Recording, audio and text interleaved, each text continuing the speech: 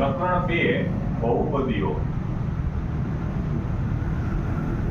જેનું આપણે સ્વાધ્યાય 2.2 ની અંદર બરાબર પહેલો દાખલો જે શૂન્ય શોધવા વાળો છે. સ્વાધ્યાય 2.2 ની અંદર કયો દાખલો છે? દાખલા નંબર 1 જે આપણે ધોરણ 10 માં આવે છે. એમાં પહેલો દાખલો જે છે p of x બરાબર x² minus 2x minus 8. Ready? આપણે આના શૂન્ય શોધવાના છે અને શૂન્ય શોધ્યા પછી શૂન્ય અને સહગુણક વચ્ચેનો શું સંબંધ ચકાસવાનો છે. રેડી? પહેલા સૌપ્રથમ શું કરવાનું? શૂન્ય શોધવા માટે જે આપણે દર વખતે લખીએ છીએ, શૂન્ય શોધવા માટે p of x બરાબર 0. શૂન્ય શોધવા માટે આપણે શું લખશું? p of x બરાબર 0. સૌપ્રથમ આપણે બહુપદી રાખીએ x² minus 2x minus 8 બરાબર 0. હવે આપણે જે દર વખતે સમજાવીએ છીએ શોર્ટ ટ્રિક દ્વારા કે 8 એકા 8 કયા ઘડિયામાં આવશે? 8 કયા ઘડિયામાં? તો કે 4 ગુણ્યા 2 બરાબર.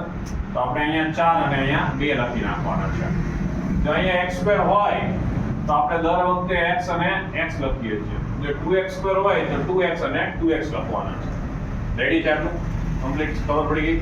હવે અહીંયા -2x છે તો આપણે દર વખતે એવું સમજાવતા હતા કે મોટું અને નાનું અહીંયા જે નિશાની હોય એ મોટાને નિશાની આપવાની એટલે આપણને ખબર પડે એટલે માઈનસ પ્લસ માઈનસ.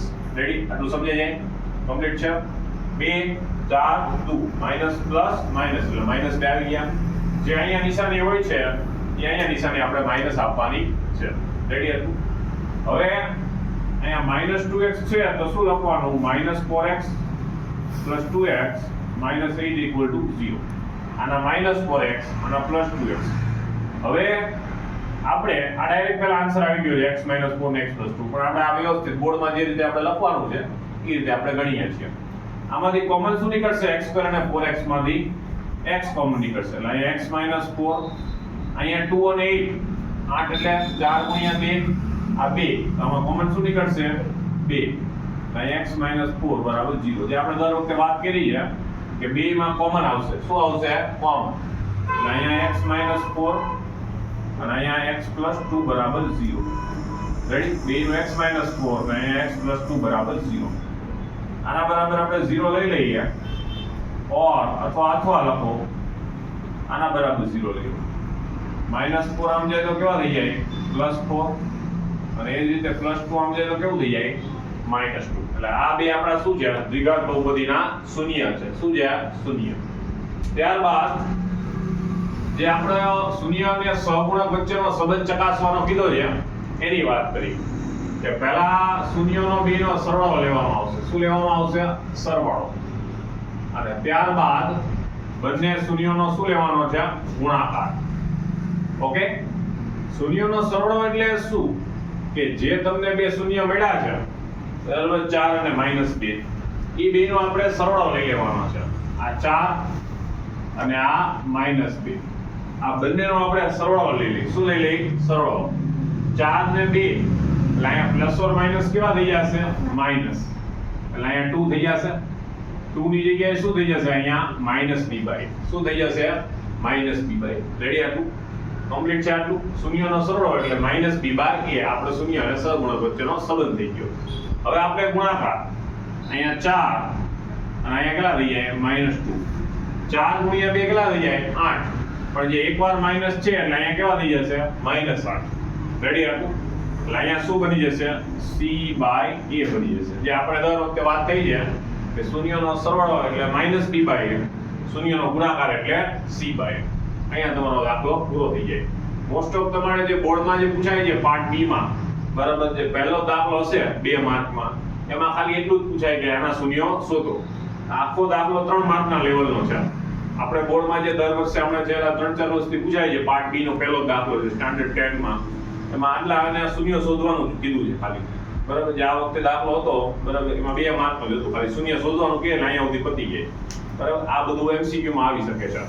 તમને ડાયરેક્ટ આપણે જે વાત કરી બરાબર શોર્ટ ટ્રિકની બરાબર તમને આ બહુપદી આપી દીધી હોય એવું માની લો કે p of x બરાબર x² minus 2x minus 8 એવું માની લો. તમને ડાયરેક્ટ એમ કહે છે કે તમને શૂન્યનો સરવાળો શોધો, તો આપણે શું કરીએ છીએ?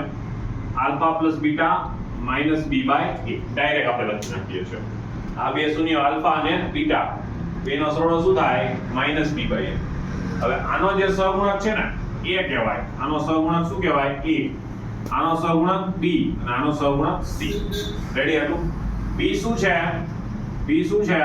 -2 અને a શું છે? 1. કઈનો એટલે શું હોય? 1. તો 2 by 1 તો શું આવ્યા? 2. આપણો ડાયરેક્ટ આવી જાય છે.